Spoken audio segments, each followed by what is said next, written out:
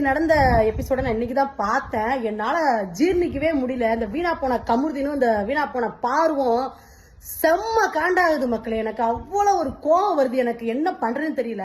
அவங்க சான்றா என்ன இது பண்ணா இருக்கட்டும், அவங்க என்னென்ன வார்த்தை கேட்பேன். உண்மையிலே நீ வீணா போன காமுதாண்டா நீ.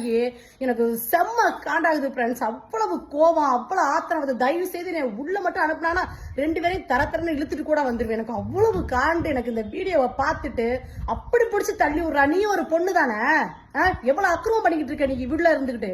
எங்க சீசன்ல எல்லா சீசன் லவ் பண்ணாங்க, உங்களை மாதிரி கன்றாவதியா பண்ணிக்கிட்டு இருந்தாங்க.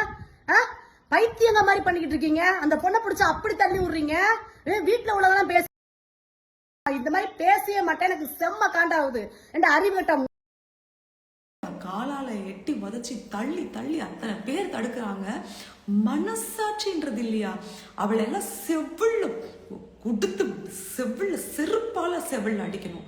நாய் நாய் இவெல்லாம் ஒரு நாய். பாடி வெளியில வந்து பாருடி இந்த வீடியோ எல்லாம் சாவடி நாய். அப்படி வருது எனக்கு கோவம். இந்த மாதிரி எல்லாம் என் லைஃப்ல நான் வந்து மறந்து கூட என்னோட கேரக்டர்ல நடிக்கும் போது கூட நான் வந்து நான் நாசமா இந்த மாதிரி வார்த்தைகள் நான் அவ்வளவு யோசிப்பேன். ஒரு வாட்டி திட்டினா கூட போய் சாமி கிட்ட போய் அவங்க பேர்ல அர்ச்சனை பண்ணிட்டு வருவேன்.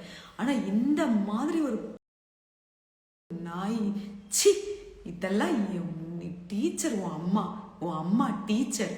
அன்னைக்கு உள்ள வந்த அன்னைக்கு உன் அம்மா 2 அறை கொடுத்துருந்தாங்கன்னா நீ எல்லாம் திருந்திருப்ப.